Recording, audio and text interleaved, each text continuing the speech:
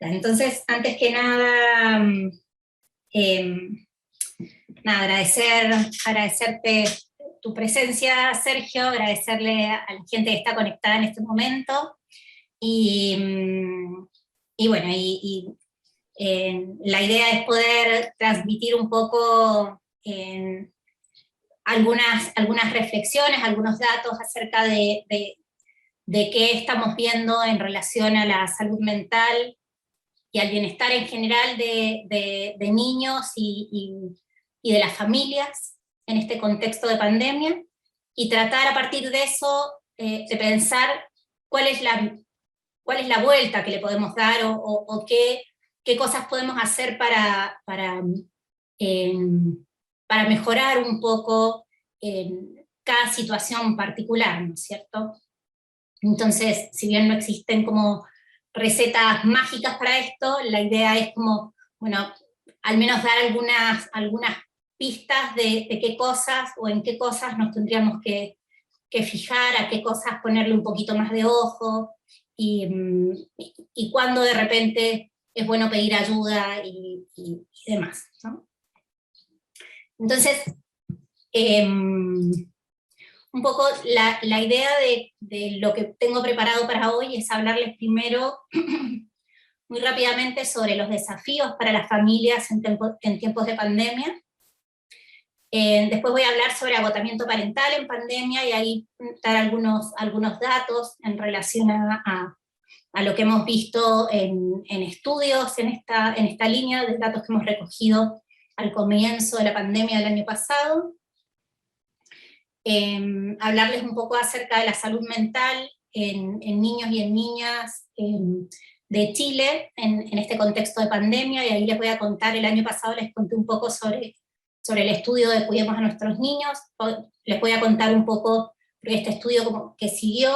Entonces hemos tenido como 2 etapas, ya, de hecho tenemos una tercera etapa, pero todavía no tenemos los datos analizados, así que voy a hablar sobre los datos de el comienzo de la pandemia y a fines del año pasado, ¿no es cierto?, después la segunda etapa del estudio.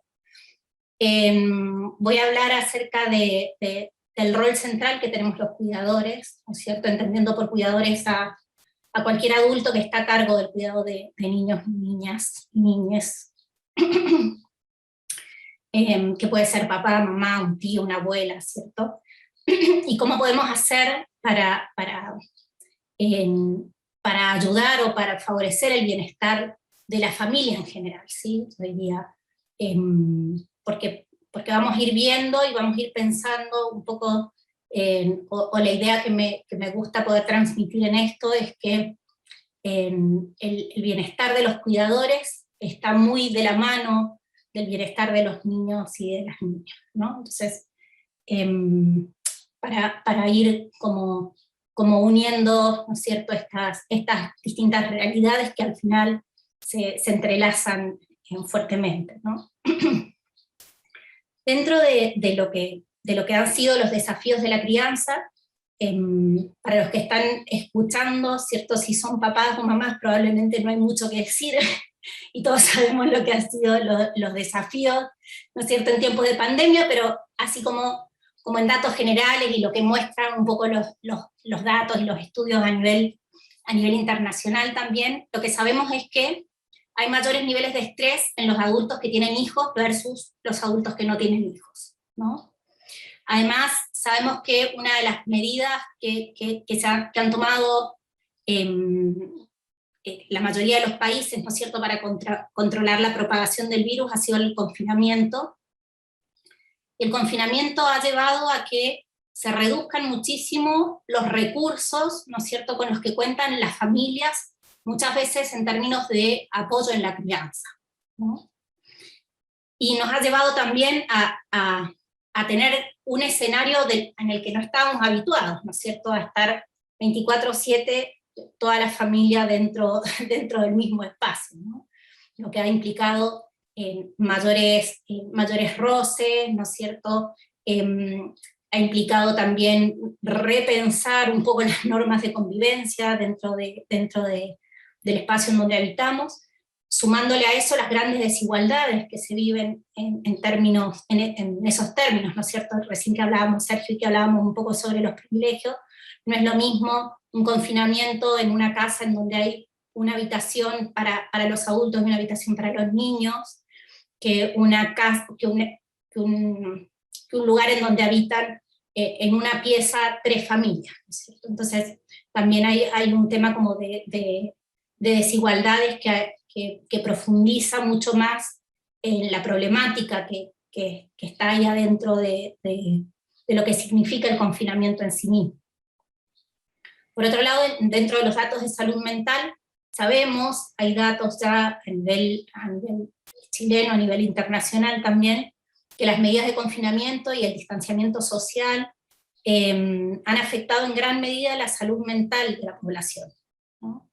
Y que los niños no han estado exentos de esto, ¿no? Que también ha tenido un impacto, y esto lo hemos visto acá, y yo voy a presentar algunos datos, pero también los estudios internacionales van en la misma línea de lo que estamos viendo acá y lo que estamos viendo en los estudios y en la clínica, ¿no es cierto? Quienes trabajan en salud mental, en contextos clínicos, están viendo, ¿no es cierto?, síntomas que van de la mano del contexto en el que estamos. Y otro antecedente como importante en términos como de los desafíos de la crianza tiene que ver con el género, ¿no? Y este contexto de pandemia y estas medidas de confinamiento lo que han hecho en gran medida es diluir la separación de espacio que existía entre la escuela, el trabajo y el hogar, ¿no es cierto? Mezclando todo en un mismo contexto, y eso ha hecho que los cuidadores tengamos que cumplir una multiplicidad de roles que antes no cumplíamos, o que esos roles se descansaban como en otros recursos que teníamos de apoyo en la crianza. Y en esto las desigualdades, en términos como de desigualdades de género, se han hecho patentes, ¿no? Y volcando, ¿no es cierto?, como en gran medida la carga en términos como de crianza y tareas domésticas en las mujeres, ¿no? Y esto es un fenómeno bastante globalizado, ¿no? Donde las mujeres efectivamente hemos sido las que nos hemos visto como sobrecargadas, ¿no es cierto?, en términos como de crianza. Por ejemplo, el estudio longitudinal de empleo que se hizo acá en Chile el año pasado mostraba que las mujeres habían aumentado 14 horas semanales más en términos como de cuidados de menores de niños de 14 años, a diferencia de sus pares los hombres, ¿no es cierto?, las mismas características. Y 9 horas más de tareas domésticas en relación a lo que habían aumentado en hombres, ¿no? Entonces, ese es un punto que también lo vamos a tocar y que tiene que ver un poco con una tarea que hay ahí pendiente y que socialmente, ¿no es cierto?, nos tenemos que hacer cargo. En términos como del agotamiento parental, acá como repasar como rápidamente de qué estamos hablando cuando hablamos de agotamiento parental. Y el agotamiento parental es un síndrome que se produce a partir de una exposición continua, ¿no es cierto?, a un estrés, ¿sí?, a altos niveles de estrés, ¿no es cierto?, y no hay suficientes recursos para hacerle frente a estos estresores, ¿no? Entonces eso hace que se desequilibre un poco la balanza, y este desequilibrio se mantenga en el tiempo. Cuando ese desequilibrio se mantiene en el tiempo, en donde yo tengo más estresores que recursos para hacerle frente, empiezo a presentar algunos síntomas, ¿no es cierto?, que son los que caracterizan este síndrome, que es por un lado el agotamiento excesivo, que es un agotamiento tanto físico como emocional y cognitivo, ¿no es cierto?, en donde hay un cansancio extremo, ¿no?, donde cualquier cosa en lo que gira en torno a la crianza, ¿no?, me requiere de mí, ¿no es cierto?, poner demasiado esfuerzo para hacerlo, ¿no?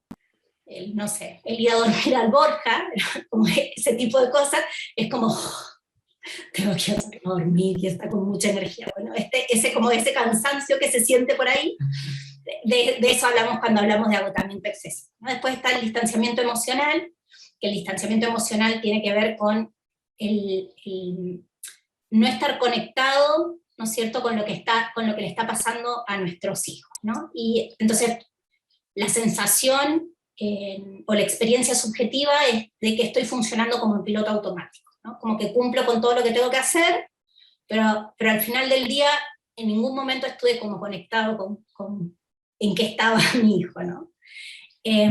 Después está la pérdida de placer por la crianza, que en definitiva esto marca un poco que cuando hablamos de burnout parental o agotamiento parental estamos hablando de papás, mamás o cuidadores que estuvieron involucrados en la crianza, no son papás, mamás negligentes ni nada por el estilo, sino que han estado muy ahí, ¿no es cierto? Y que en definitiva antes disfrutaban de esos espacios propios de la crianza, ¿no es cierto?, del disfrute, ¿no? Que los mantenemos como equilibrados entre el disfrute y el estrés cotidiano, ¿no? Pero lo que pasa cuando un papá está quemado, cuando hay un agotamiento parental, es que ya ese disfrute ya no se experimenta, ¿no? Entonces, todo lo que vivo con mis hijos, ¿no es cierto?, es como agotador, como cansador, ¿no es cierto? Ya no hay momentos de placer, ¿no? Y eso genera mucha culpa, genera vergüenza, ¿no? Y eso va de la mano con el último síntoma, que es el contraste, que es un contraste entre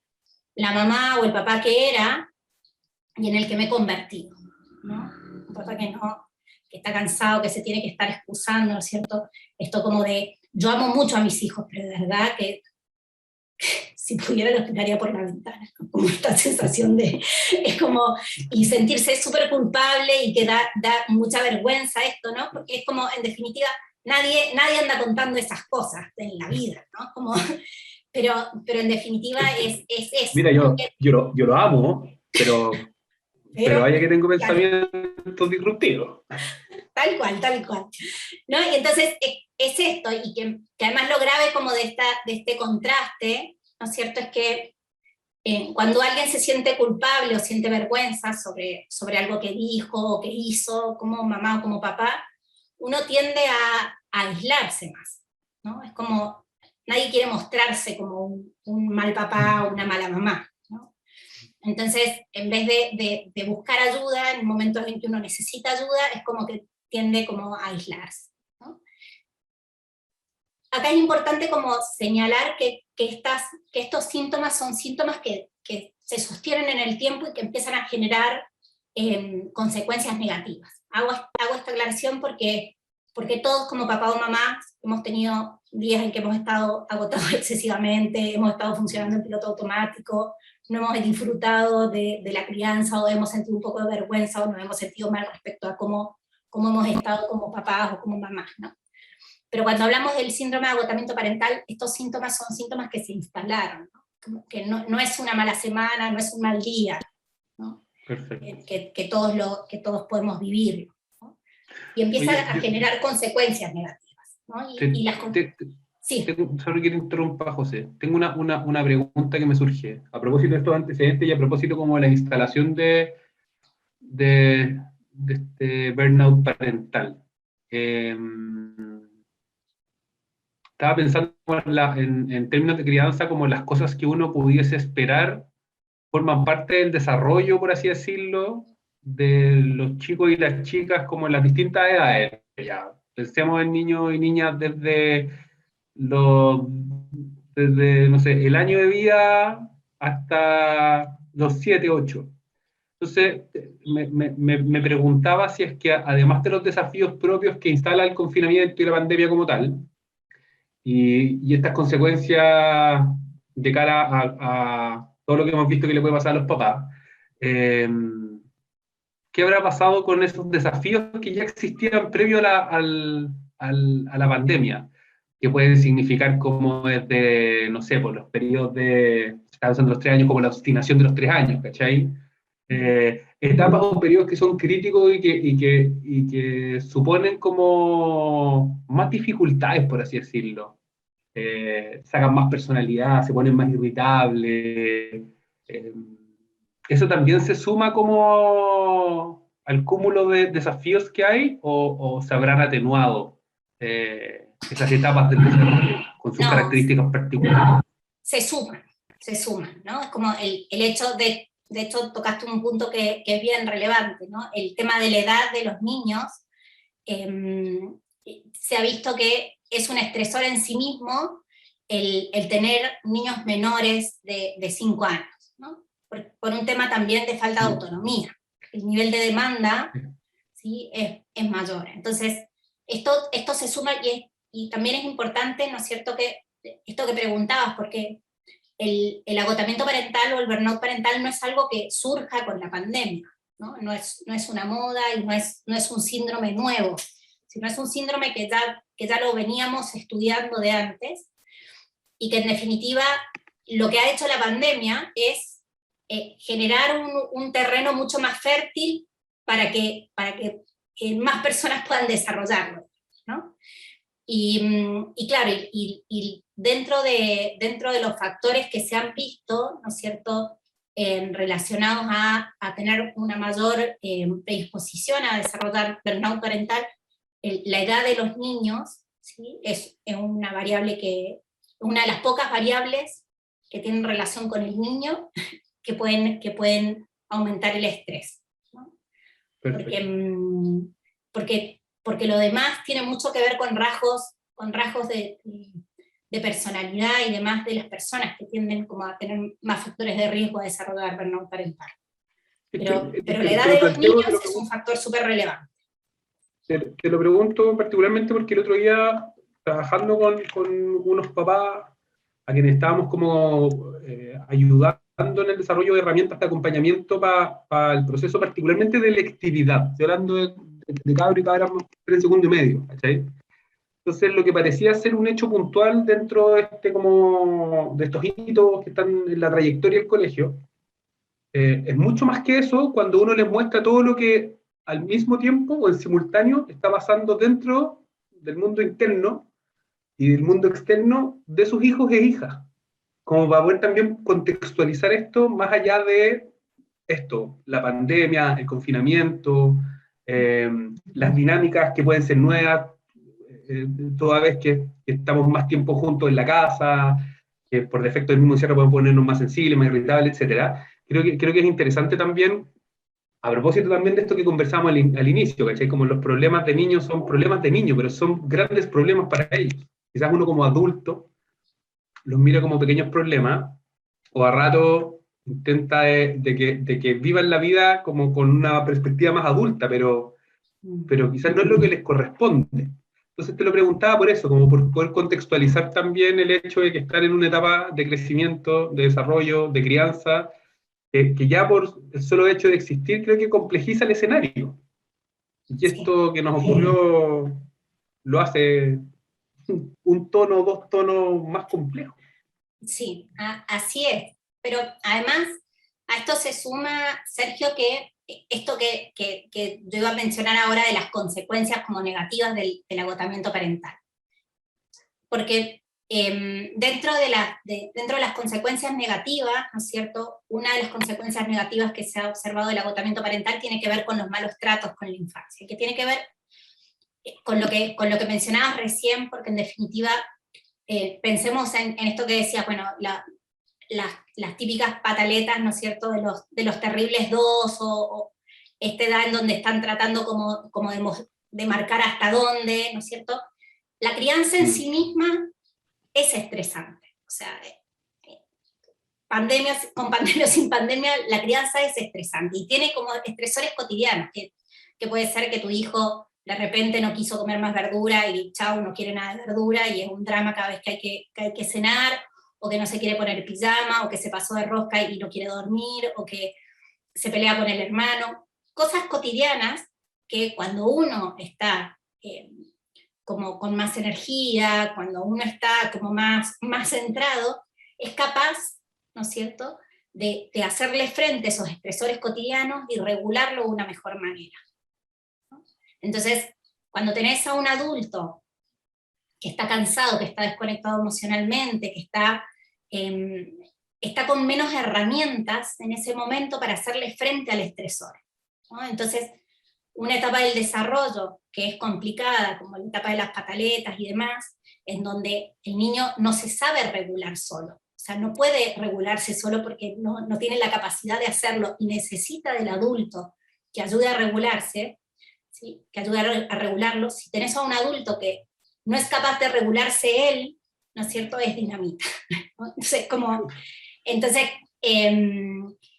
un poco como que se suman, ¿no es cierto?, como características o como situaciones propias también de las etapas del desarrollo, pero que si tenés a un adulto menos disponible, también la forma de responder a esa etapa del desarrollo puede no ser la mejor, o con un adolescente, ¿no? Aparecen como situaciones en donde probablemente en otras condiciones, con otra disposición, puedo hacerle frente, ¿no es cierto?, con mejores herramientas, ¿no? Entonces, bueno, eso es parte, ¿no es cierto?, de las consecuencias del agotamiento parental, y que no tiene que ver con que uno no quiera a los hijos, o que no le ponga ganas a la crianza, sino que efectivamente estamos tan sobrepasados que no tenemos en ese momento las herramientas, y sobre todo si no lo estamos registrando, ¿no? Que eso es uno de los puntos que son tan importantes, ¿no es cierto?, como de poder prender una alerta cuando nos estamos dando cuenta que nos está pasando esto, ¿no? Porque si no estamos conscientes de esto, las posibilidades que reaccionemos de una forma inadecuada son mucho más altas, ¿no? Y eso va a generar también una tónica, ¿no es cierto?, en donde el problema va a ir creciendo, ¿no? También hay consecuencias como a nivel personal, en donde los papás, las mamás con agotamiento parental suelen tener problemas de sueño, trastornos del sueño, sobre todo insomnio, y eso es como un círculo vicioso. Entonces duermen mal, están más cansados, entonces están menos disponibles para los chicos, y eso genera más roce, entonces se sienten culpables, se sienten pésimos, empiezan a rumiar, duermen mal, y así, entonces es como una bola que sigue y sigue. También se asocia como a consumo de alcohol, ¿no? Como a buscar formas como de evadir un poco, ¿no? Y como que las consecuencias van un poco en esa línea, ¿no? Y también conflictos interpersonales cuando hay una pareja parental, ¿no es cierto?, dentro de la casa, ¿no? Un dato que me parecía interesante mostrarles también es que un estudio que se hizo previo a la pandemia ya nos mostraba que en un estudio en donde participaron 42 países de esta red internacional de estudio de burnout parental, dentro de los países latinoamericanos que participaron, Chile fue el que tuvo mayor prevalencia de burnout parental. ¿Sí? Si te fijas, en Chile estaba dentro de la prevalencia en 5.1, ¿sí? Que es el naranjito que está como acá, mientras que los otros países latinoamericanos, ¿no es cierto?, el promedio era de 1.3 de prevalencia, ¿no? Y el nivel de prevalencia el puntaje de burnout parental que se asocia a los países, ¿no es cierto?, en este estudio lo relacionaron mucho con países que eran más individualistas, ¿no? En donde, en definitiva, la red de apoyo en términos como de crianza es menor, el nivel como de exigencia en términos del deber ser, ¿no es cierto?, lo que es ser una buena madre, un buen padre, ¿no es cierto?, son estándares en donde uno se autoexige cosas como elevadas, ¿no? Además de... Impresionante los norteamericanos a tope, así. Sí.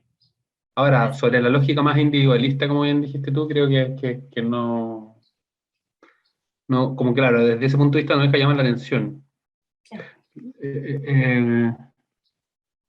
Ahora, ¿Habrá, pensaba Chile respecto de sus pares, habrá algo como cultural?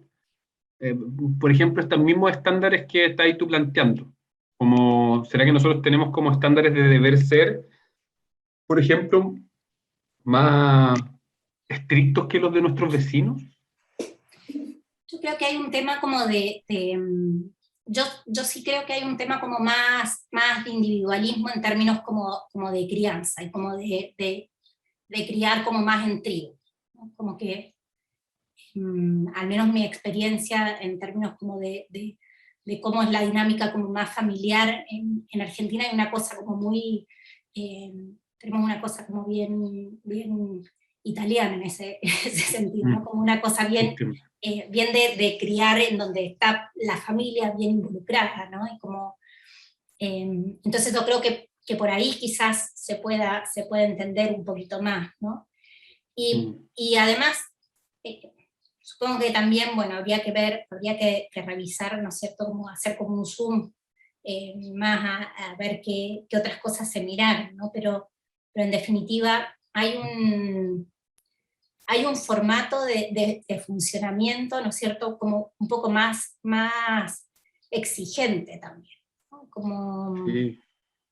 en términos de lo que, de lo que uno debe cumplir, ¿no? En términos como sociales también. Y bueno, y también otra cosa que se vio en este estudio cuando se hizo como el Zoom en Chile, como de esos datos, fue que efectivamente quienes tenían más burnout parental eran las mujeres, ¿no? Porque la carga como en términos como de crianza caía más también en las mujeres. Ahora dentro de poquito va a salir otro estudio que en ese participé, que fue como la segunda ola, que es la que hicimos con la pandemia. Y los De datos acuerdo. van bastante parecido, pero para arriba, ¿no? Pero en términos como de distribución a nivel global, ¿no?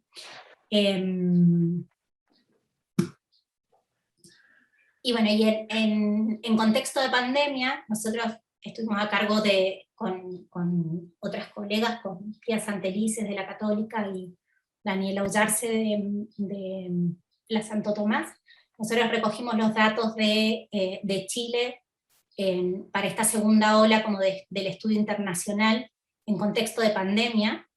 Y en ese estudio, en esos datos que levantamos el año pasado, que fueron alrededor de 600 familias las que respondieron, pero después como en función como de las preguntas fuimos limpiando, y en un artículo que estamos trabajando ahora con ellas y con la Caro Paneso, que es mi tesista de doctorado, Sí, con ella perfecto. estamos trabajando estos datos y vimos que dentro del estudio, de los datos que recogimos en pandemia en Chile, las mujeres, ¿sí?, presentaban 16.7 puntos más de burnout parental que los hombres, ¿no? Estaban como muy por encima, ¿no? Que se repetía un poco lo que se había visto previo a la pandemia, pero más acrecentado un poco las brechas, ¿no? Y además vimos que esto que preguntabas vos, ¿no es cierto?, que las familias que tenían al menos un niño, ¿sí?, de 4 años o menor de 4 años, ¿sí?, presentaban mayores niveles de burnout parental que las familias que tenían niños más grandes, ¿sí?, sin importar la cantidad de hijos que tenían, ¿no? Y eso también es interesante, ¿no? Que da lo mismo si eran 4 hijos, 3, 2 o 1, el simple hecho de tener a uno de ellos que sea menor de 4 años ya presentaban mayores puntajes de burnout parental que otras familias, ¿no? Qué impresionante en verdad como las demandas o los riesgos. El teletrabajo, por ejemplo. Está, está, está, Estaba pensando que quizás antes de un contexto de pandemia podría haber sido algo bien visto en la medida que te pudiese permitir pasar más tiempo en familia, o quizás esa como la fantasía que está detrás. Ahora, cuando lo leo acá, tengo esta sensación y quizás ahí puede ser un sesgo mío, no sé, incluso quienes acompañan hoy día, o tú en este caso, tengo la sensación de este como teletrabajo desmedido que tenemos, ¿cachai? En donde se te puede pasar sin que te des cuenta el día pegado en el computador detrás de la pantalla y estar trabajando de repente en horarios que quizás en un contexto de presencialidad no lo hubierais hecho. Entonces como que se pierden un poco los límites. Dicho eso, esa como fantasía del teletrabajo, como digo, que heavy que sea una demanda o un riesgo. O sea, como que no lo supimos llevar, o el contexto general laboral hizo que no tuviese límite, ¿cachai? Lo Sí, hubiese lo que pensado. pasa, pensás, Claro, Sergio, que estamos, en definitiva lo que pasó no es un teletrabajo pensado en no, teletrabajo, sino que es un trabajo que estaba en otro contexto que lo llevamos a la casa, ¿no? Entonces, no es la emprendedora que empezó a trabajar desde la casa y se organizó así, sino que en definitiva es algo que lo gestionabas mucho mejor, como decías vos, uno cuando va a la oficina, cuando va a su lugar de trabajo, gestiona mucho mejor el tiempo. En un contexto en donde el colegio y otras demandas se han metido todos a la casa, el gestionar el tiempo, ¿no es cierto?, se ha vuelto más complejo, ¿no?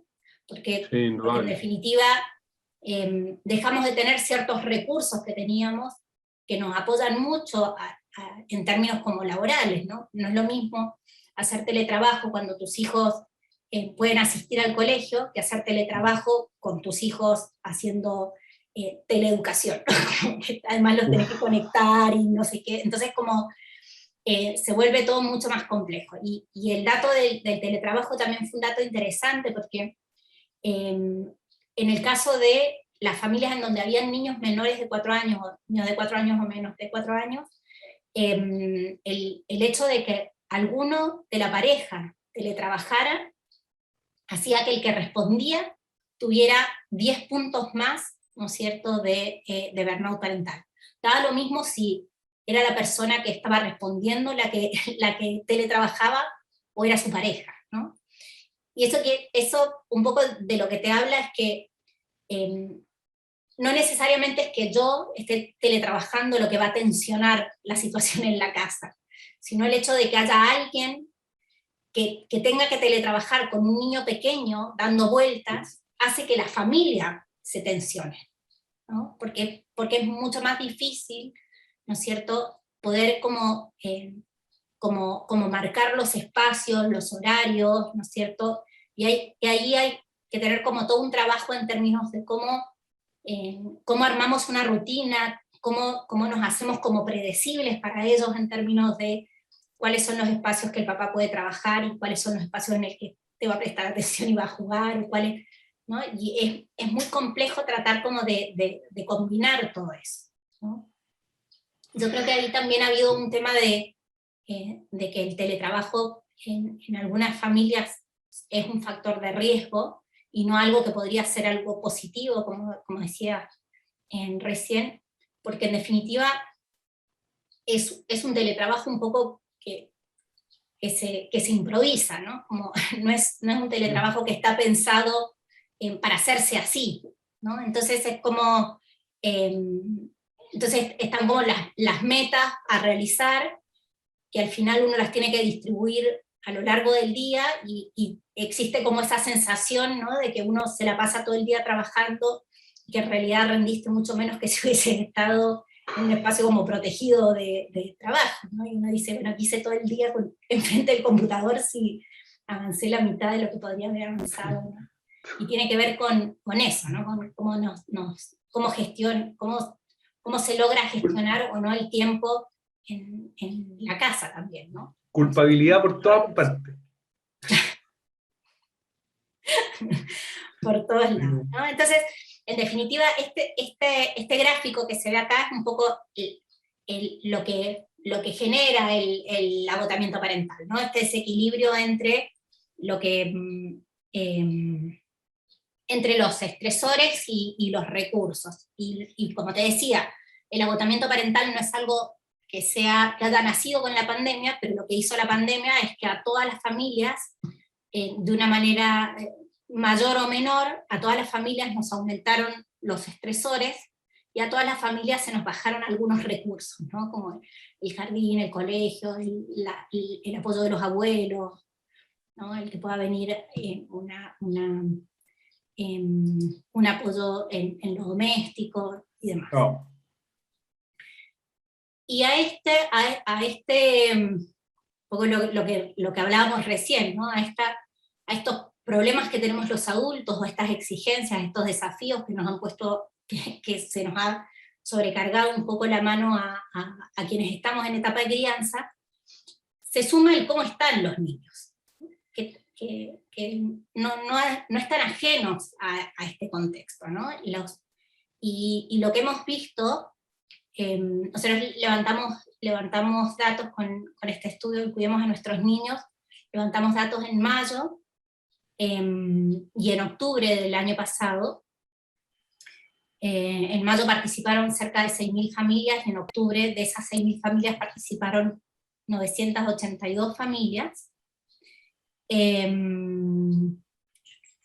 Bueno, familias que tenían hijos de 0 a 11 años, y lo que se veía es que hay una percepción de parte de los padres y de las madres que los niños están más demandantes, y esto fue en aumento, o sea, en mayo el 73% decía que estaban más demandantes, mientras que en octubre el 79% decía que los hijos estaban más demandantes.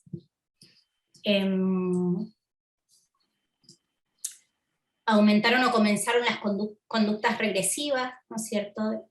En mayo un 30% lo reportaban, en octubre el 36% lo reportaban, y en donde más se ha visto las conductas regresivas son en los preescolares, en niños de 3 a 5 años, y seguidos del grupo de 6 a 8 años, ¿no? Y conductas regresivas, entendemos por conductas regresivas hitos del desarrollo, ¿no es cierto?, que se habían alcanzado y que se van para atrás, ¿no es cierto?, como puede ser el control de esfínteres, o el usar chupetes, o cosas así, ¿no? Y en octubre el 46% de las familias que respondieron dijeron que ellos consideraban que a su hijo la pandemia le había afectado negativamente. Aumentaron además los problemas de sueño, y dentro del síntoma que más se destaca en problemas del sueño es que les cuesta dormirse a los niños. En la primera etapa un 43% de las familias lo reportaron, y en la segunda etapa el 46%. Y esto, si uno va pensando como los síntomas de los niños, y lo que hablábamos recién de cómo estaban los padres, ¿no es cierto?, es como una combinación bien mala, ¿no? Porque tenemos a papás muy cansados, muy demandados, y a hijos que además les está costando dormirse, ¿no? Como... Que... vos sabés de qué hablo. Cacha que... No, que mi señora está embarazada, y ayer se quedó donde la mamá. Entonces nos quedamos los dos con el Borja, y le dije: Borjita, ¿querés dormir conmigo? Me dice ya, pues se quedó dormido.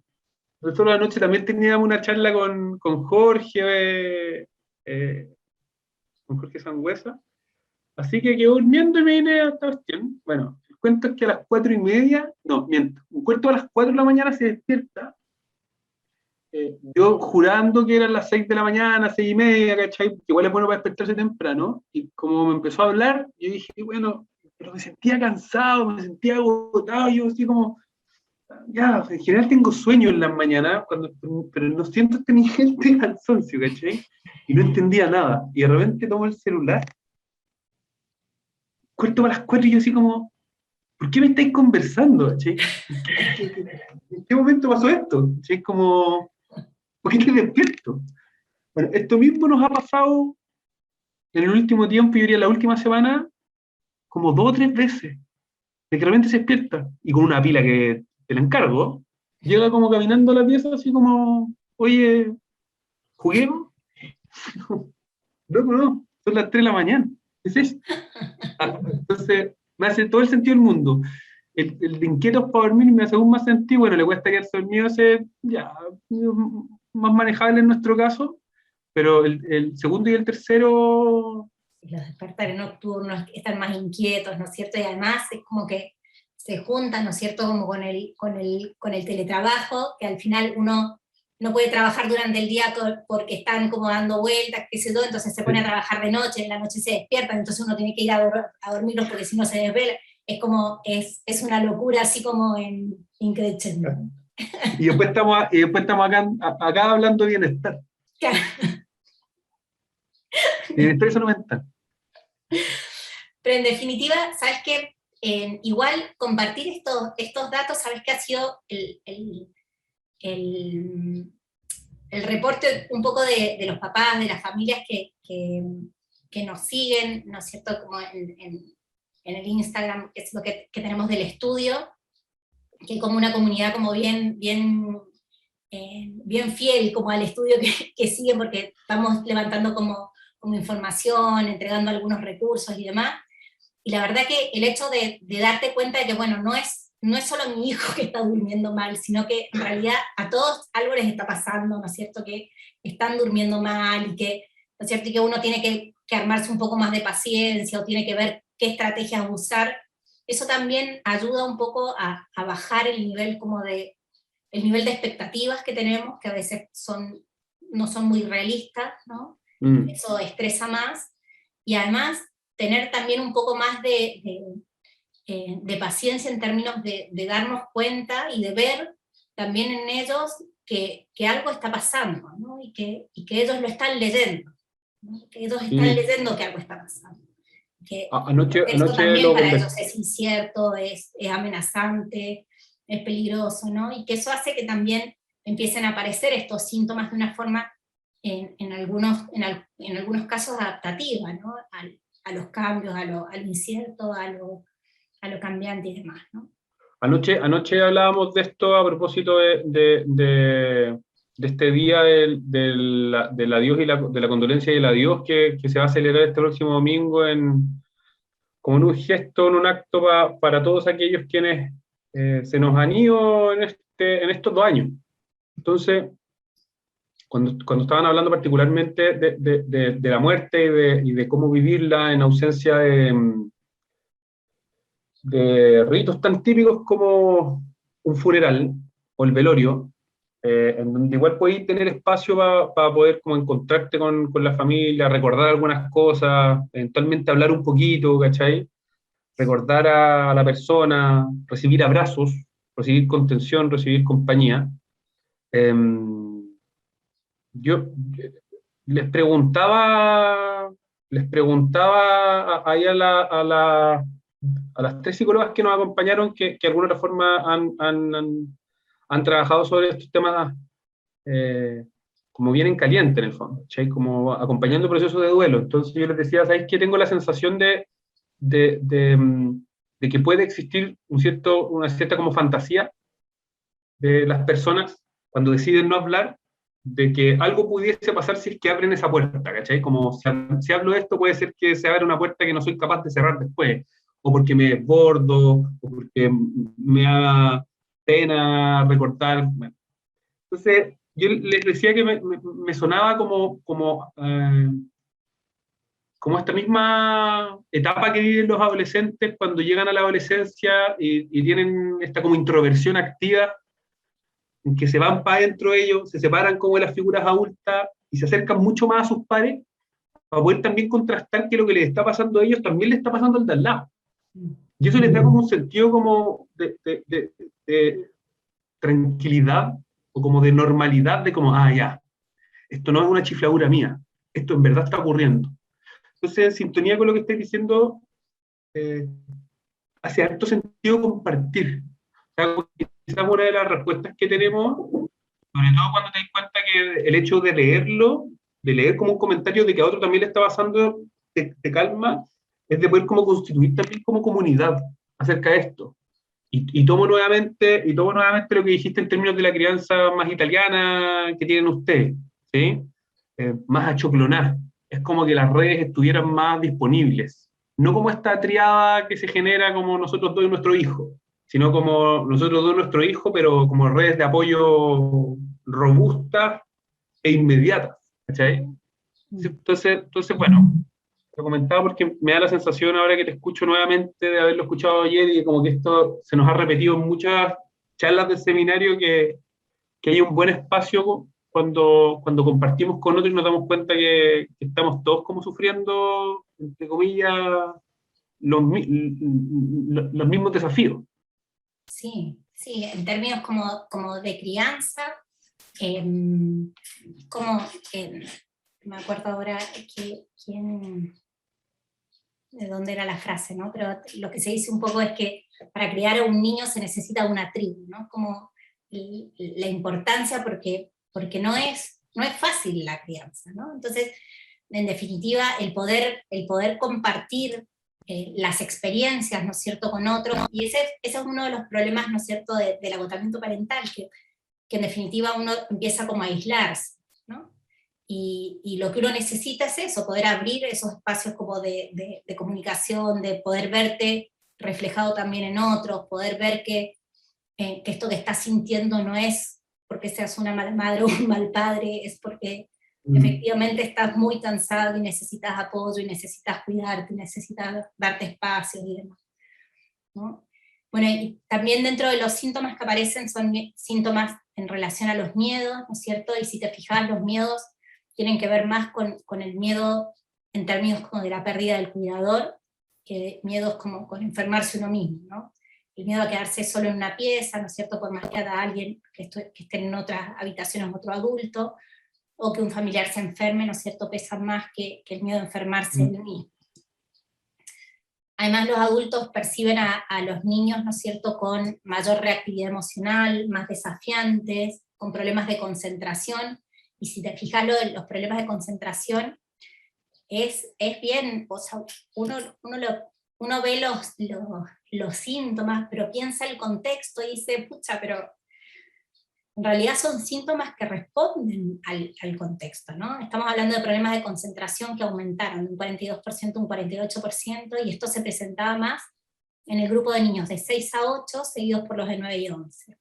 Y son los niños que en octubre del año pasado llevaban casi un año teniendo clases frente a pantallas, ¿no? Entonces les estás pidiendo en buenos niveles de concentración para algo que a nivel de desarrollo no están preparados para hacerlo, digamos. Como les estás exigiendo la misma cantidad de horas que en presencial de atención a que tengan que estar atendiendo y entendiendo lo que se les está explicando, ¿no es cierto?, en una pantalla, ¿no? También los adultos perciben que están peleando más, que aumentaron las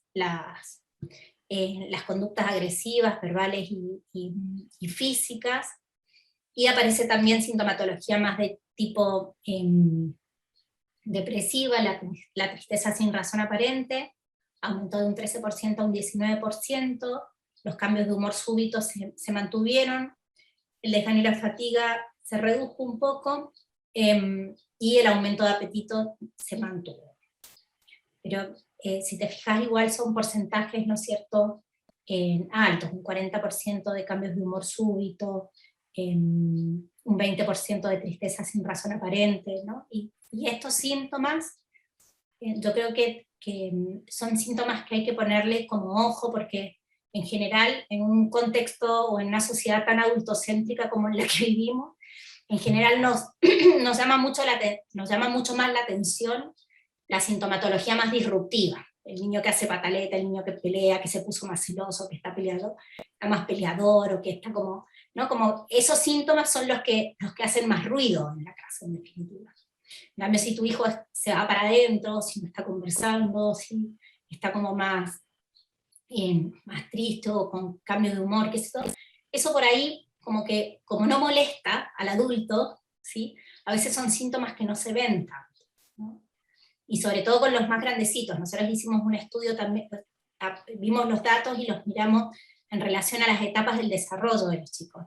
Y lo que vimos es que los más grandes tendían a hacer más síntomas de este tipo, internalizantes, ¿no?, más síntomas para adentro, mientras que los más chicos, ¿no es cierto?, más síntomas para afuera, ¿no?, más disruptivos, porque es la forma en que tienen también de mostrar ¿no es cierto?, que les está pasando algo, ¿no? Y que responde un poco también a la etapa del desarrollo en la que se encuentran, ¿no? Y un dato que también preocupa un poco es que en octubre el 23% de las familias reportaron que sus hijos estaban jugando menos. Y esto es importante porque el juego en la infancia es parte integral de su desarrollo, ¿no?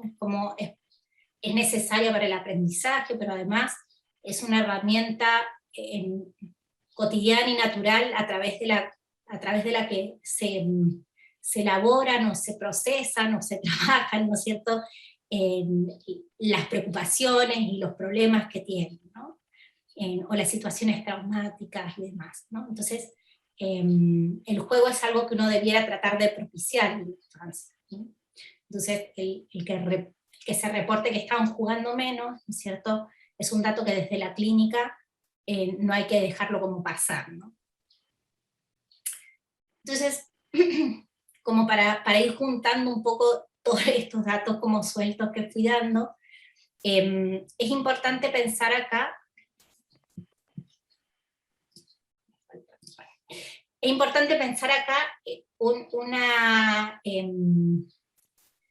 que en definitiva el contexto en el que están los niños, ¿no es cierto? Si pensamos en el bienestar de los niños, las niñas, los niños, de repente están en un contexto que se ha vuelto incierto, que se ha vuelto amenazante, ¿no? Si pensamos cómo aprenden los más pequeñitos, ¿no es cierto? La parte como del juego sensorial es súper importante, el tocar, el oler, el chupar, el tirarse al piso, el revolcarse, todas esas cosas. Y ahora cuando uno sale con su hijo a la calle, es como, no toques, no, cuidado, que la mascarilla, ¿no? Y lo que le estamos devolviendo es que, cuidado, es peligroso tocar, es peligroso sacarse la mascarilla, es peligroso acercarse mucho a la gente, ¿no es cierto? Entonces, en definitiva, al parecer, o lo que están mostrando los datos, ¿no es cierto?, porque estos datos que encontramos en Chile se repiten un poco en la sintomatología a nivel internacional, responden a este contexto, ¿no es cierto?, un contexto que es un contexto incierto, un contexto amenazante, ¿no? Y que en definitiva cuando pensamos en eso, en situaciones estresantes, tenemos que nos lleva, ¿no es cierto?, al rol que cumplimos los cuidadores primarios, ¿no? Y el rol que cumplimos nosotros como cuidadores primarios es funcionar como su base segura, ¿no? Y eso es lo que necesitan en este momento los niños, ¿no? Necesitan de su base segura. Y la base segura es un concepto, ¿no es cierto?, que viene de la teoría del apego y que tiene que ver un poco con la función que cumple la figura primaria, en donde un niño frente al estrés, ¿cierto?, activa conductas de apego que son conductas que buscan la protección del adulto, ¿no? Y el adulto ayuda a regular a ese niño, ¿no? Y en ese ayudar a regular al niño, lo que hace también es enseñarle, ¿no es cierto?, el cómo regularse, le devuelve una mirada de él como una persona importante, que cuando tenga un problema, cuando esté estresado va a haber un otro que te puede ayudar, que te puede proteger, ¿no? Entonces, se habla del concepto de base segura, porque en definitiva nosotros nos volvemos una figura a la cual ellos saben que pueden volver cuando estén estresados, ¿no? Entonces, eso tiene mucho sentido con el nivel de demanda que sentimos que tienen los niños en este momento con nosotros, ¿no? En definitiva, frente a un entorno tan amenazante, tan incierto, ¿cierto?, en donde además pasa esto que recién mencionabas con lo que conversaban ayer, ¿no?, que esto de no hablarse algunas cosas. A veces cometemos el error como adultos de no hablar de lo que está pasando con los niños, ¿no? Y no crear esos canales de comunicación respecto a lo que está pasando. Y además yo creo que ha habido un efecto que como ha pasado el tiempo y hemos normalizado algunas situaciones, ya estamos menos cuidadosos respecto a lo que vemos o escuchamos o hablamos respecto de la pandemia, ¿no?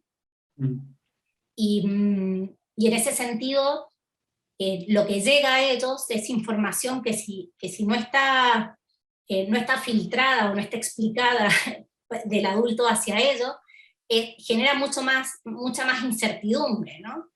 Entonces, efectivamente, se entiende, ¿no es cierto?, que en definitiva lo que ellos necesitan en este momento, o lo que nos están mostrando a partir de estos síntomas, es que necesitan de un contexto que brinde esta seguridad que se ha perdido, ¿no?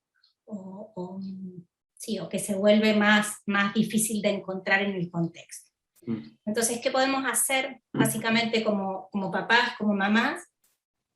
En primer lugar, entendiendo que es una situación como compleja y que todos estamos como súper abrumados con todo, haciendo malabares, y nos dicen, bueno, tenemos que estar más disponibles, es como, sí, bueno, ¿de qué manera? Bueno, la idea es que uno pueda focalizarse un poco en, perdón, no sé por qué quedó esa escuela ahí metido, cómo podemos trabajar desde la prevención. La idea es poder como focalizar o mirar, ¿no es cierto?, cuáles son nuestros estresores y nuestros recursos. Y en ese sentido uno debiera trabajar, ¿no es cierto?, como para ver de qué forma reducimos estresores o eliminamos estresores cuando se puedan eliminar, y si no, tratar como de manejarlos para reducirlos, y por otro lado, cómo potenciamos recursos o cómo agregamos recursos a la crianza, ¿no? Y como así, solamente como para dar un pincelazo así como de ideas en esta línea, ¿no es cierto? Una forma de reducir estresores es también bajar el nivel de expectativas respecto de lo que pensamos que es ser una buena mamá o un buen papá, ¿no? Revisar qué es lo que estamos esperando, y darnos cuenta que, bueno, no podemos con todo, y que está bien no poder con todo, que en ese sentido tenemos que priorizar, ¿sí?, en lo más importante, tratar de ser amables con uno mismo, ¿no es cierto? El tema como de la autocompasión, el reconocernos como con nuestros límites, y que somos así, ¿no es cierto?, y no ser tan duros con nosotros, ¿no? Porque una de las cosas que un factor de riesgo para el agotamiento parental tiene que ver también con estos estándares altos que nos ponemos en términos de lo que debiéramos ser, ¿no? Entonces, muchas veces en este contexto es necesario ajustar esas expectativas, y ver si esas expectativas son realistas, y si son realistas para este contexto en particular, porque quizás tenemos expectativas realistas, pero eran realistas pre-pandemia, ¿no? Como ahora ya no es tan realista lo que pretendía hacer o hacer, ¿no? Y bueno, y también, ¿no es cierto?, acá es importante, ¿no es cierto?, para reducir estresores, el ser capaz de pedir ayuda, ¿no? Y en ese sentido yo creo que el reconocer que esto no es algo que le pasa a uno de forma aislada, o porque soy una mala mamá, o porque no me está dando el cuero para hacer todo, qué sé yo, eso también es como que te permite darte cuenta que, bueno, en realidad muchas veces tenemos a mucha gente que nos ofrece ayuda, ¿no? Y que al final es como que uno, como que el deber ser te hace, no te preocupes, no, si está todo bien, ¿no es cierto? Y en realidad, efectivamente, hay gente que sí te podría ayudar, ¿no? Y está bien pedir ayuda si uno la necesita, ¿no? Y yo creo que una de las cosas en las que se cae, Sergio, es algo que vos mencionabas al principio, es como, bueno, pero igual yo no estoy tan mal, ¿no? Y ojo con eso, porque por ahí cuando decimos yo no estoy tan mal, es como, igual me lo tengo que bancar como estoy, ¿no? Claro. Como podemos caer como en esa, sí, ¿no? Verdad. Como que porque en definitiva es como, ¿por qué voy a poner la atención en mí si en definitiva igual me las debería poder arreglar, si estoy en una situación acomodada? Pero a veces no podemos, y está bien no poder, ¿no? Y a veces está bien estar cansado por más situación privilegiada que tengamos, y si tenemos a alguien al lado que nos puede dar una mano, bienvenido sea, ¿no? Es un poco... En todo caso, como ahora que te escucho, y claro, pues bien poco reflexionado mi comentario, sobre todo porque en el último tiempo hemos estado trabajando harto con inteligencia emocional, y una de las cosas que a mí me había como quedado, así como que yo dije, esto lo entendí, fue esa patita que decía como, dele cabida a las emociones en la vida, ¿cachai? De todos los roles que tienen, el rol informativo ese que te dice, oye, estoy acá por algo, ¿cachai? Esto no es porque sí, o no necesariamente. Dicho eso, ¿qué te estará intentando decir? Entonces, claro, una lógica como la que yo proponía inicialmente no le da cabida, ¿cachai? No le da espacio, no le da opción a que aparezca la emoción y te diga, oye, sabéis que estoy sobrepasado. Requiero como de algo distinto a lo que estoy haciendo hoy día. Ahora, dentro de todo ese contexto y de estas cosas que voy hablando, cuando hablaste del juego, pensé me quedé con la siguiente duda. A tu juicio, si es que en esta alta demanda del mundo en que estamos hoy día, tuviésemos que escoger de todas las cosas que podemos hacer eh, con nuestros hijos, con el poco tiempo que estamos reportando tener, o energía, ¿qué te parece a ti que sería lo más central? Yo creo que lo más importante siempre va a ser estar disponibles en términos como de regulación, ¿no? Como No. eso. Pero en términos como de, bueno, ¿qué podría hacer para que esté bien mi hijo? ¿O cómo podría, en el poco tiempo que tengo, qué priorizo? Bueno, hay que priorizar, y esto suena súper cliché, pero es así, hay que priorizar el tiempo de calidad. ¿Pero qué es el tiempo de calidad? El tiempo de calidad no son las fotos que aparecen en Instagram de padres haciendo cosas maravillosas con sus hijos. Tiempo de calidad son momentos en que tanto el adulto como el niño disfruten, ¿no?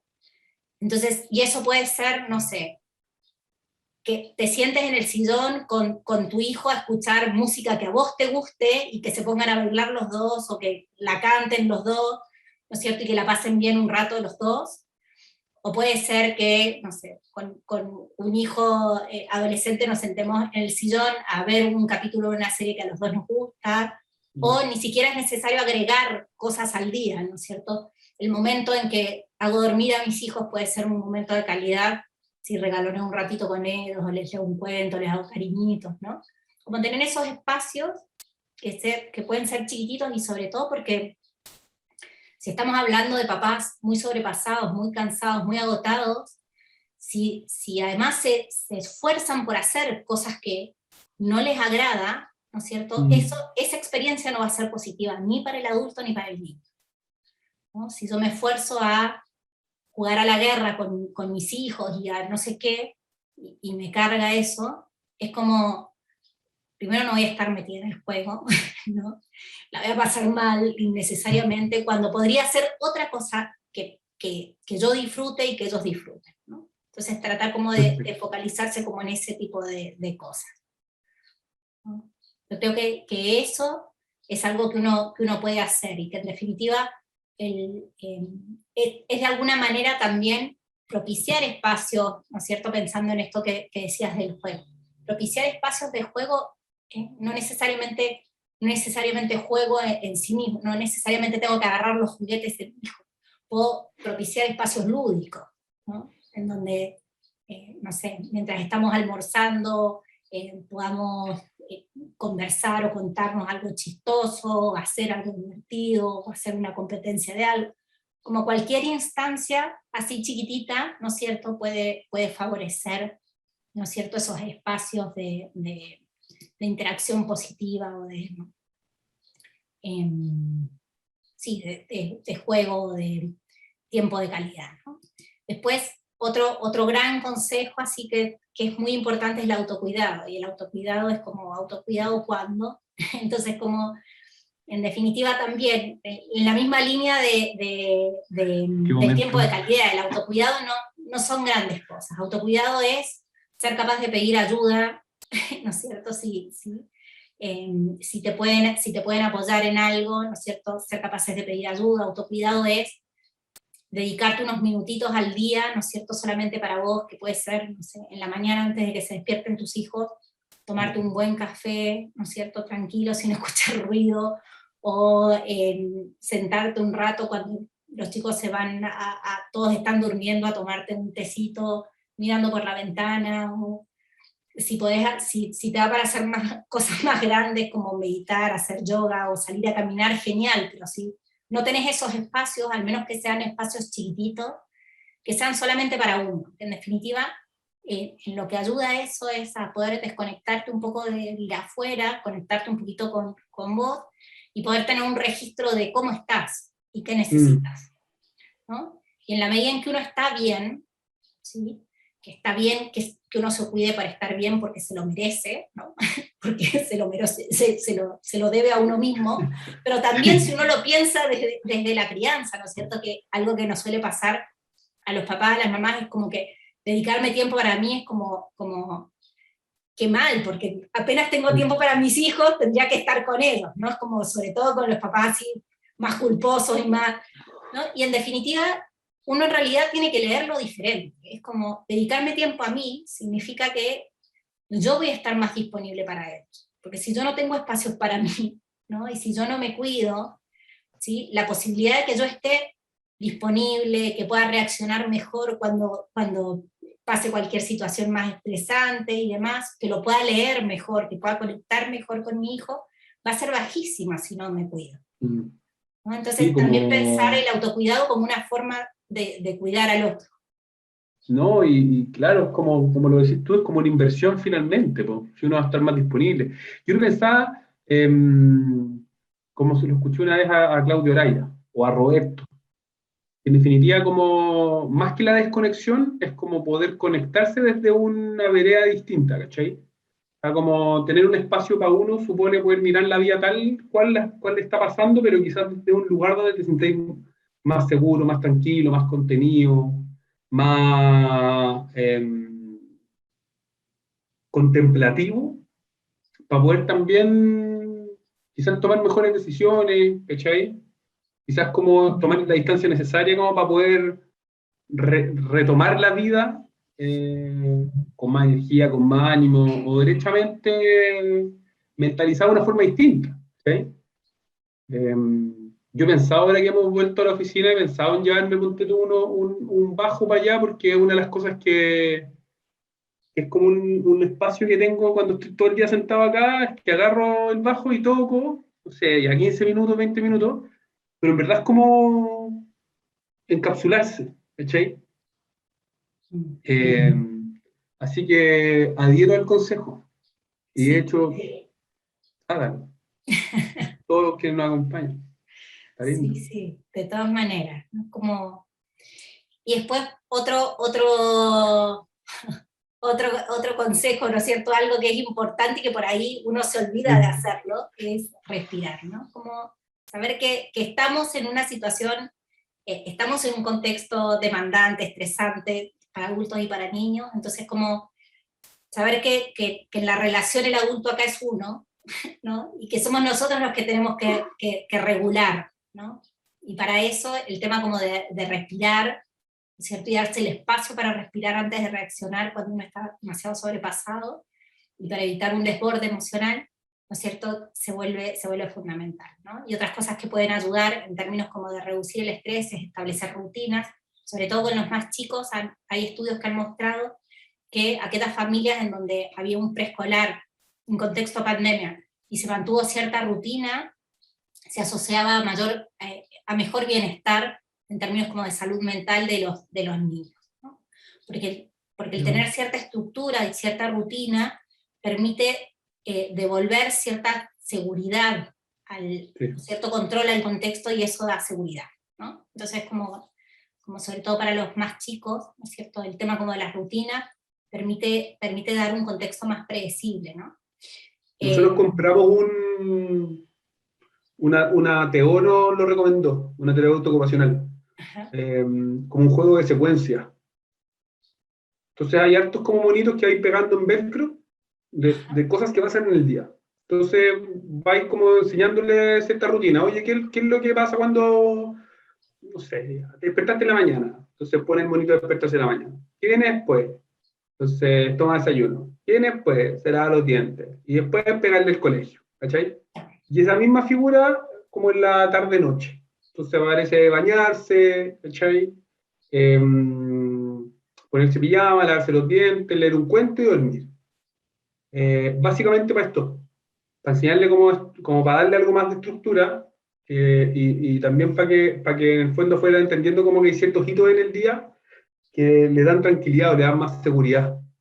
Claro, Esto va a pasar, ¿cachai? claro. Sí, sí, sí. ¿No? Y eso ayuda un montón, ¿no? Como para los más chiquititos y esto, para los más chicos y para los más grandes, porque además ellos, en general, los niños no están acostumbrados a tener sus propias rutinas. Entonces con los más grandes uno también puede trabajar el ayudarles a armar una rutina, ¿no?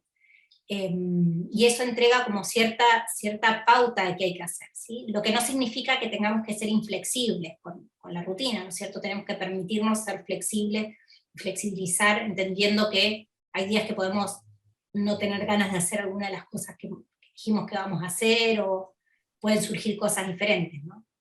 No ponernos rígidos con la rutina, pero sí el saber más o menos qué viene después, ¿no es cierto?, entrega esto de ser predecible, ¿no? Bueno, esto de priorizar el tiempo de calidad ya lo conversamos. Y otra cosa, ¿no es cierto?, que se vuelve fundamental, y yo creo que este es un tema como que se ha puesto sobre el tapete en este contexto, es la importancia como de la corresponsabilidad, ¿no? Es como el tratar de, en definitiva, cuando uno habla de corresponsabilidad, de lo que está hablando es de un reparto de las tareas domésticas y las responsabilidades familiares con todos los miembros de la familia, ¿no? Y tratar de que todos estén involucrados en las distintas tareas, ¿no es cierto?, tanto niños como adultos, y bueno, y a veces es necesario, ¿no es cierto?, revisar cuáles son las tareas que hay que hacer, ¿no? Y distribuirlas, aunque sea como en papel, aunque sea algo que por ahí, ¿no es cierto?, es como, sobre todo a las mujeres que tendemos a ser quienes tenemos como la carga mental de todas las cosas que hay que hacer, como el punteo de las cosas que hay que hacer. Punteo ese, el punteo. Claro, y es como que en definitiva se habla de carga mental porque de verdad que pesa como el estar pendiente de cada cosa, ¿no? Ahora la comunidad mujer había sacado como unas publicidades como en la línea, ¿no es cierto?, como de estos, en definitiva, de estos, del rol como de los hombres que no sabían, ¿no es cierto?, que eran como medios inoperantes en términos de qué cosas había que hacer como en la casa, ¿no? Y a veces uno tiene que dejar de pelear con eso, ¿no? Como de, bueno, ¿en qué querés que te ayude? No me ayudas nada, es como tarea de los dos, no hay ayuda acá, ¿no? O mirar a los costados a ver qué hay que hacer, ¿no? Como uno tiene que salirse como de esa parada como a la defensiva o en la pelea, y a veces reconocer que vivimos en una sociedad en donde la distribución de los roles ha sido despareja durante mucho tiempo, y por ahí es necesario decir, bueno, ¿cuáles son las cosas que hay que hacer en la casa? ¿Sí? Los chicos hay que, no sé, que bañarlos, hay que hacer no sé qué, hay que darle el almuerzo, hay que ayudarlo con las tareas de no sé qué cosa, ¿verdad? Se hace el listado y se reparten las tareas, ¿no? ¿Qué te cuesta menos hacer a vos? ¿Qué te gusta más hacer para qué tenés más paciencia? ¿No? Y a veces este ejercicio que puede parecer muy tedioso, en realidad ayuda, ¿no es cierto?, como a sacarse toda esta carga que uno siente de las cosas que hay que hacer, que suele como estar más tirado para uno que para el otro, en las parejas, cuando hay pareja parental, ¿no es cierto? Y distribuir de una mejor manera la carga, ¿no? No, pero fuera broma, aunque parezca algo evidente, ponte tú, nosotros conversamos harto esto porque acá en la casa al menos, porque yo, yo creo que al menos yo por mi lado, tengo una familia que es bien como desde la estructura en el fondo, ¿cachai? Sin la intención de serlo, sino como desde la crianza, como machista, pudiésemos decir, ¿cachai?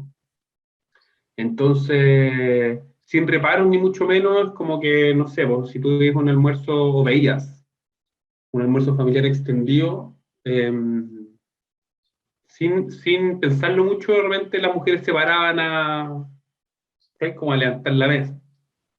Entonces nosotros conversamos de esto particularmente porque yo quería como ser papá, pero como en igualdad de condiciones, ¿cachai? No como, ya estas cosas te corresponden a ti, sino como hacer de todo en el fondo, ¿cachai? Me interesaba mucho eso.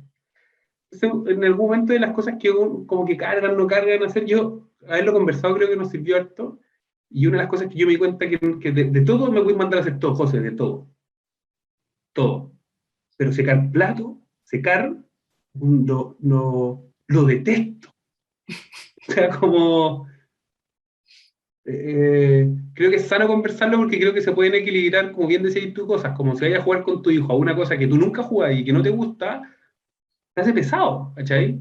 Pero de repente si solamente lo conversáis, como lo levantáis y decís, ¿sabéis qué, bueno, qué cosas podrían ser molestas de esto? Te vas a secar los platos. Ya, no te preocupes, yo no tengo problema en sacar los platos. Pero tú, no sé, pues así los baños, no tengo ningún problema. Mientras no sea sacar los platos, no tengo ningún problema. Ninguno. Todo lo contrario. Encantado. Así es, porque en definitiva la corresponsabilidad no significa que los dos van a hacer de lo mismo, ¿no es cierto? Los dos tienen que hacer exactamente lo mismo. No, la No, idea no, es no. distribuir de una forma equitativa y uno distribuye en función también de las cosas que les resultan mejor o más fácil, o, ¿no es cierto?, a cada uno. Y también a veces el ritmo de vida lleva a que uno en la pareja esté más dentro de la casa que el otro, ¿no?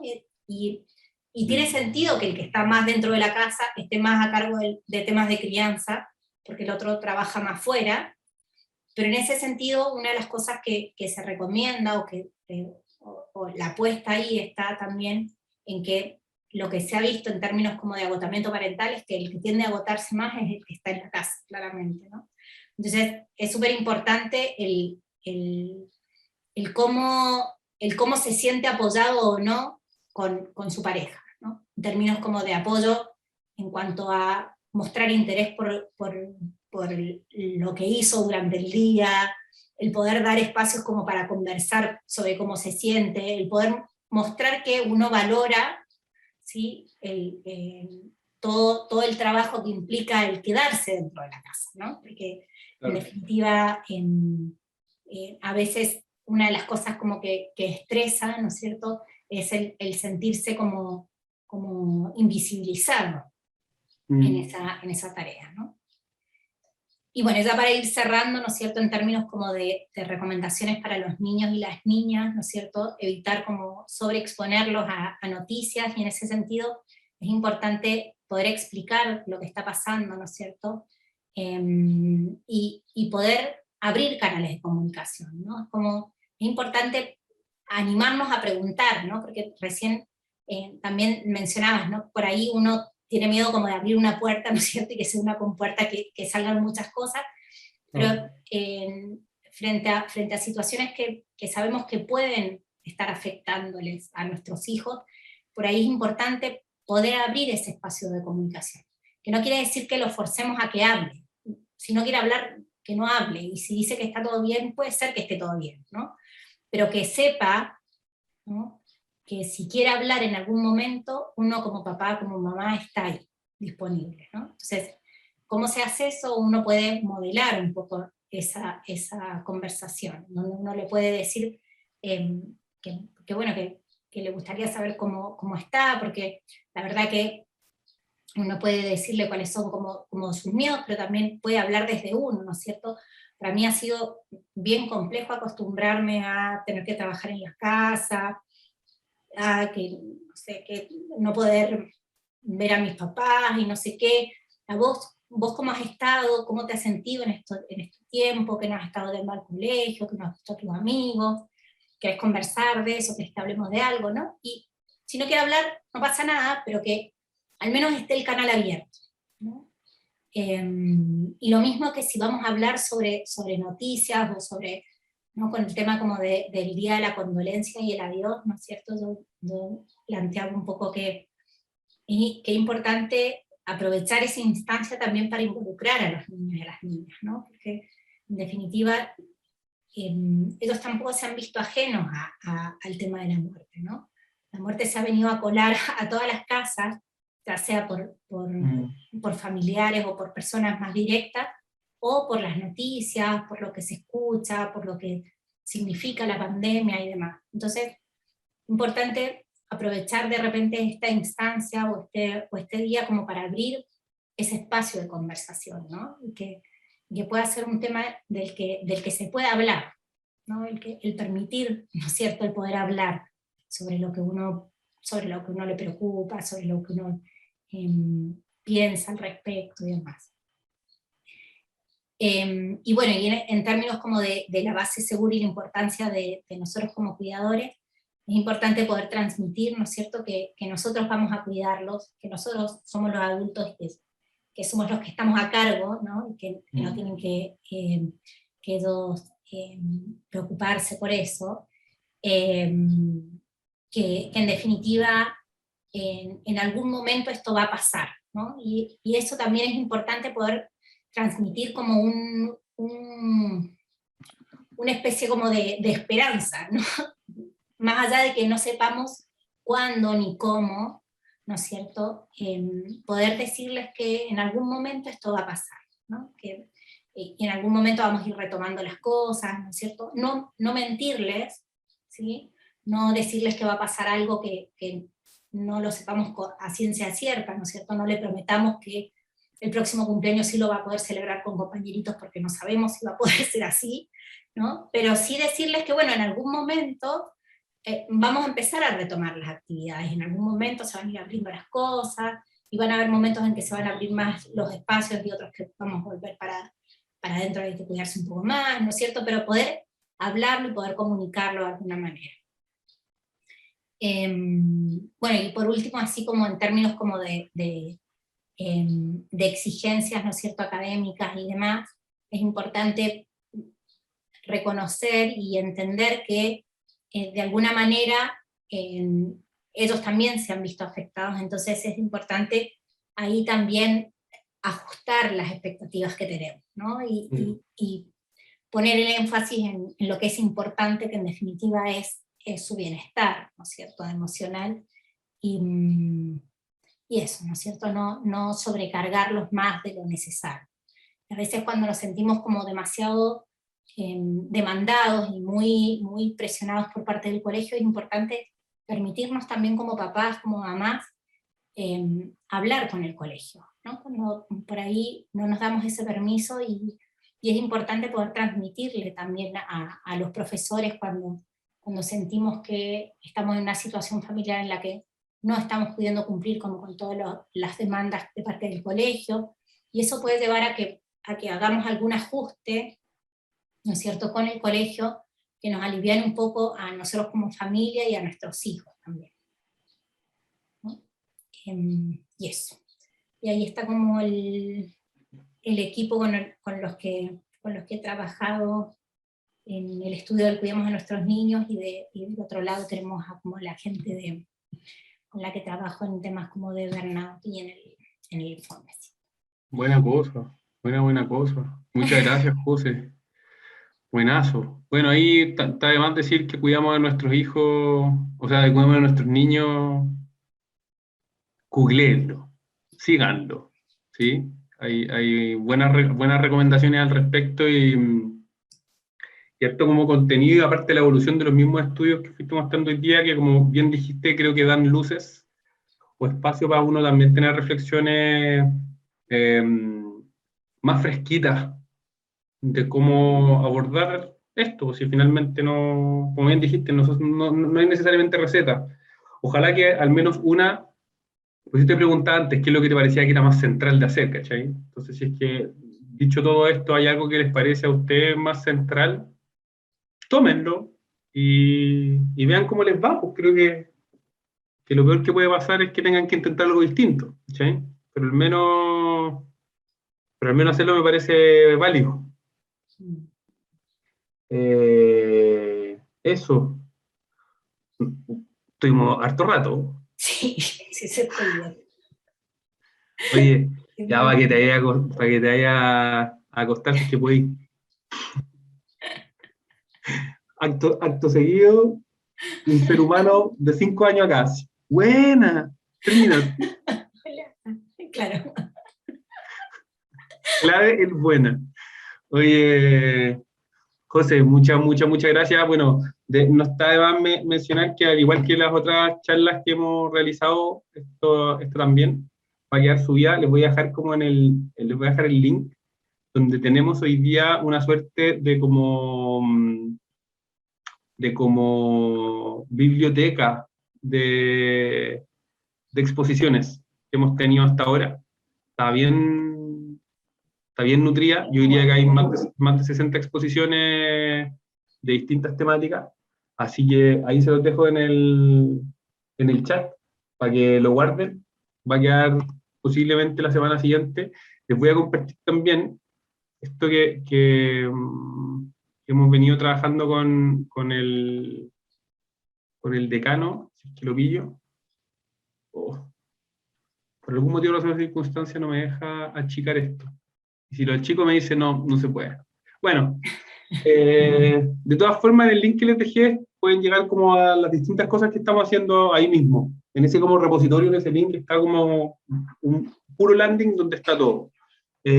Posiblemente también puedan como acercarse a las próximas actividades que vamos a tener a partir de octubre en adelante, en donde se van a repetir los seminarios por área clínica de desarrollo humano y bienestar y organizacional, con temáticas más específicas que se acercan más a los programas de posgrado que tenemos, por si acaso alguno de ustedes quisiera como, o tuviera como la intención de especializarse en alguno de los temas en que hoy ya nos estamos desarrollando, quedan cordialmente invitadas. Y eso, nuevamente José, agradecerte mucho por el tiempo, la disposición, el rato, y a descansar. A descansar. Bueno, y gracias a los que se quedaron hasta el Sí, hasta final. ahora. Pura familia, sí. Papá, el tío, la abuela. Echando apoyo. Dale, José, un abrazote. Ya, nos vemos. Que Abrazo a descansen. todos, que estén bien, cuídense. Chao, chao.